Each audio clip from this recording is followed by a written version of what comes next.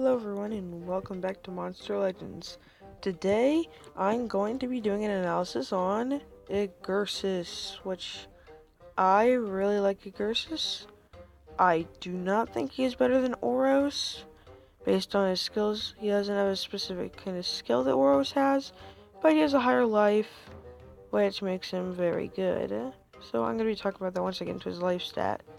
So, now time to go to his description. In the middle of a war, Pandolf needed help to win, so he cast a spell on a mountain and split it in two. From the cold and snowy north face, Oros was born. From the south face, this hot and mighty volcano called Igursus stood up and started walking. This is a really good tank. Not as good as Oros in my opinion because of Oros' skill. But let's go into his stats. Power is 3,465. Pretty good power. I think Oros is actually stronger than Igursus, which he doesn't look like he would be, but he actually is. And now his life is 42,525. This is the highest life stat in the game currently. That might change eventually. Some monsters might get higher lives, but so far this is the highest life. And this is actually the second highest life if you take in consideration Oros' skill. This is why I like Oros a bit better, because he has a skill that directs all attacks to him and doubles his life, so he technically has 80,000 life total if you get to use that skill. But of course, he might not go first, so that kind of makes the Igursus better in a way. And now his speed is 2,926. This is a very low speed, but it's higher than Oros's, so that's pretty good. And of course, his stamina is 140, just like all other legendary monsters.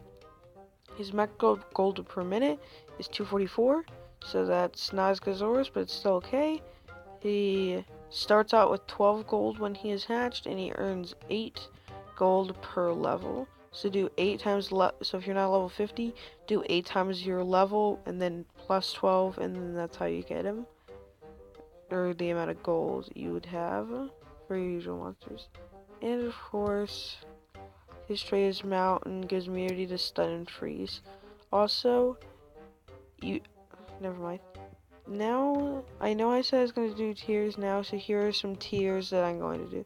A tier list shows where each monster is, and I'm going to make my own. So here it is. The first tier, the lowest one, is Breedable. Breedable Legendary, these are all for Legendaries, not Epics and Rares and stuff. But there is Breedable, which is the lowest tier, Common Legendary, which is the second lowest, General, which is higher than Common Legendary, Legendary, which is very tough, higher than General tier, and then there is OP, or Overpowered. The overpowered monsters go there. They're way too powerful. Some of them include Timerion. He's definitely one of those. So yeah. That was just an example. Now, let's move on to this monster. He has a really good trait, a really good life stat, and okay gold. And his special attack is, I'm not going to say what it's called. It's massive special damage to all enemies.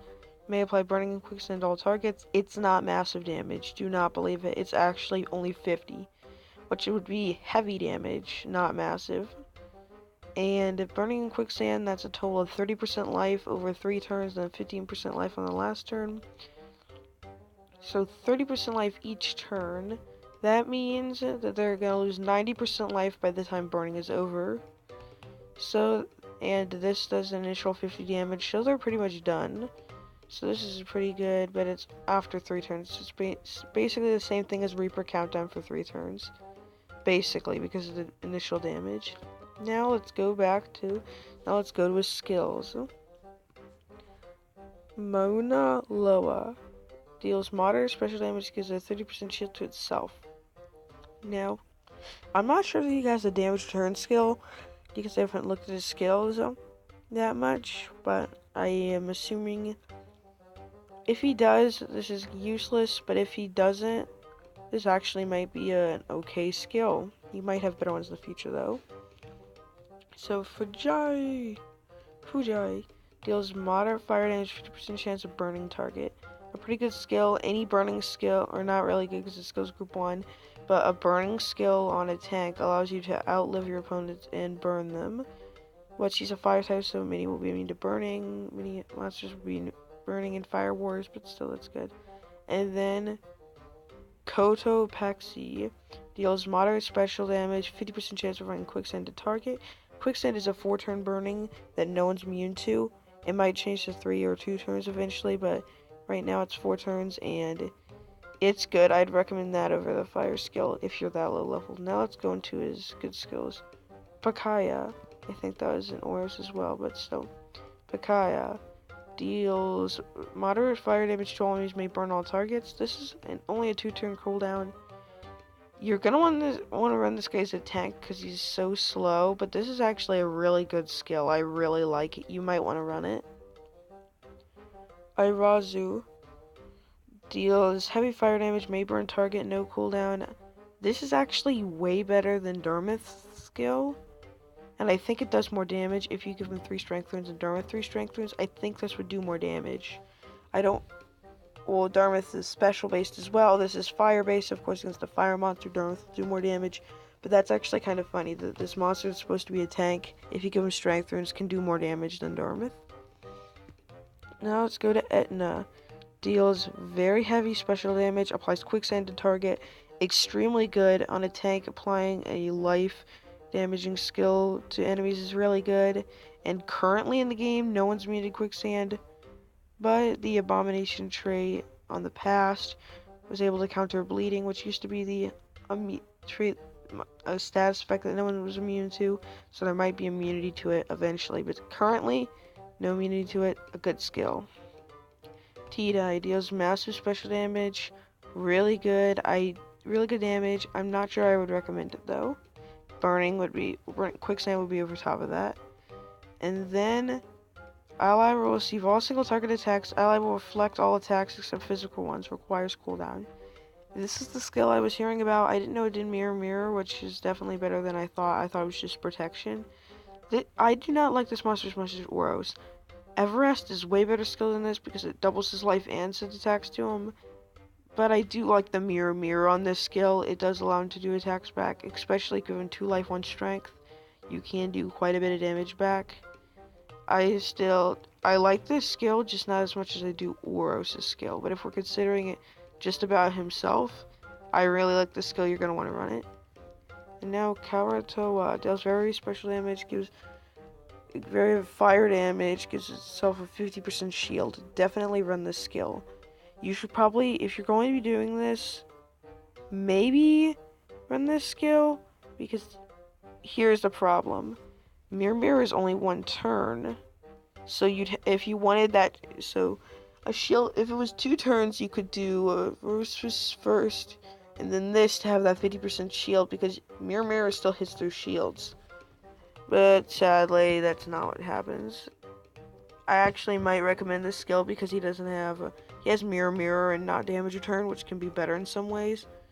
So that might be good. I just wish the mirror was for 2 turns, not for 1 turn. So this is pretty difficult. I actually think Bakaya, Etna, Versus, and Krakatoa would be a really good skill, especially Krakatoa because of the shields, which means he's really tanky. Now here's something you might want to run. TD does a lot of damage. So you might want that instead of Bakaya or Etna. I was just looking at it. So you might want it ahead of those. And that might be something you want, but I do not think TD is a useful skill. It has a 2-turn cooldown. And this monster being extremely slow, that doesn't help. But I definitely recommend Versus, Krakatoa, Etna, and Pakaya. Those are my recommended skills for him. 2 life, 1 strength. So, that's what I think about him, and before I end, I'm gonna look at him as a child, juvenile, and adult. Or first his egg. So there's his egg, his child, his juvenile, and his adult. One thing real quick, his juvenile form kind of looks like Pollux to me. So, if you do think that, put that in the comments, but I really think he kind of looks like Pollux in his juvenile form. Okay, that's my opinion on this monster. I rate him, I think he's a little bit less than Oros in terms of tanking, but in terms of damage, he can actually do much more damage than Oros because he has the potential. He might be better than Oros in some ways. Oros is better for just all-out tanking, but this monster is really much better in terms of dealing damage, even though it has a lower power. It can still deal more damage because it also has quicksand skills, which quicksand can allow him to pretty much outlast his opponents and have them like die to the status moves instead. So that could be a good strategy. So I hope you enjoyed, and bye.